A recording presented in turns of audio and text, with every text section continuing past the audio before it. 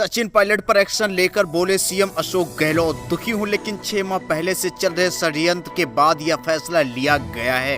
राजस्थान में चले पॉलिटिकल ड्रामे में सचिन पायलट को उप मुख्यमंत्री पद से हटा दिया गया है। इसके अलावा उन्हें प्रदेश अध्यक्ष पद से भी हटाया गया है। मुख्यमंत्री अशोक गहलोत ने राज्यपाल कलराज मिश्र के पास जाकर उन्हें इसकी जानकारी दी। अशोक गहलोत ने कहा, पिछले 6 महीने से षड्यंत्र चल रहा था, हमारे कुछ साथी गुमराह होकर दिल्ली चले गए। गहलोत ने कहा, हम सबको जानकारी थी, हॉर्स ट्रेडिंग चल रही है, ये चलता रहा और चलता रहा। ये स्थिति आज इसलिए पहुंची है क्योंकि हमारे कुछ साथी गुमराह होकर दिल्ली चले गए, लेकिन बीजेपी का मंसूबा पूरा नहीं हुआ।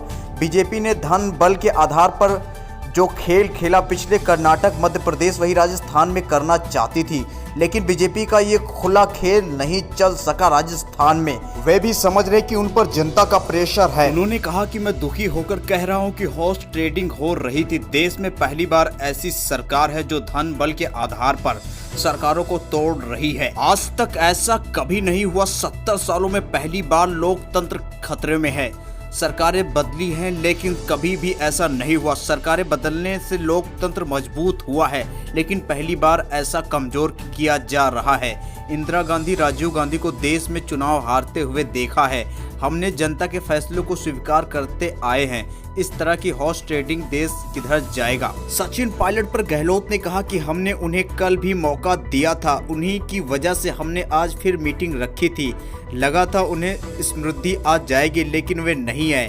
उनकी तरफ से 8-10 लोग और आना चाहते हैं। जो लोग गए हैं वो बीजेपी के हाथों में खेल रहे हैं।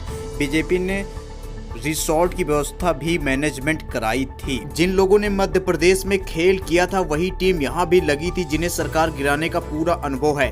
कोविड काल में हम इन लोगों पर ध्यान नहीं दे पाए।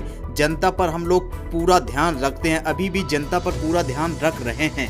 ऐसे वक्त में सरकार गिराने की किसी की हिम्मत क्या, कितनी गलत बात है। गहलोत ने कहा कि हम कैबिनेट में सारे मंत्री सीएम के सहयोगी में होते हैं, न कि सीनियर जूनियर। मैंने हर सहयोगी के काम किए हैं, ये सभी जानते कि सहयोगियों ने भी मांग से मैंने सारे काम किए हैं। जब हमें लगा कि बीजेपी से इनका सौदा हो चुका है, ये बीजेपी में जाने की और अलग पार्टी बनाने की बात करने लगे हैं।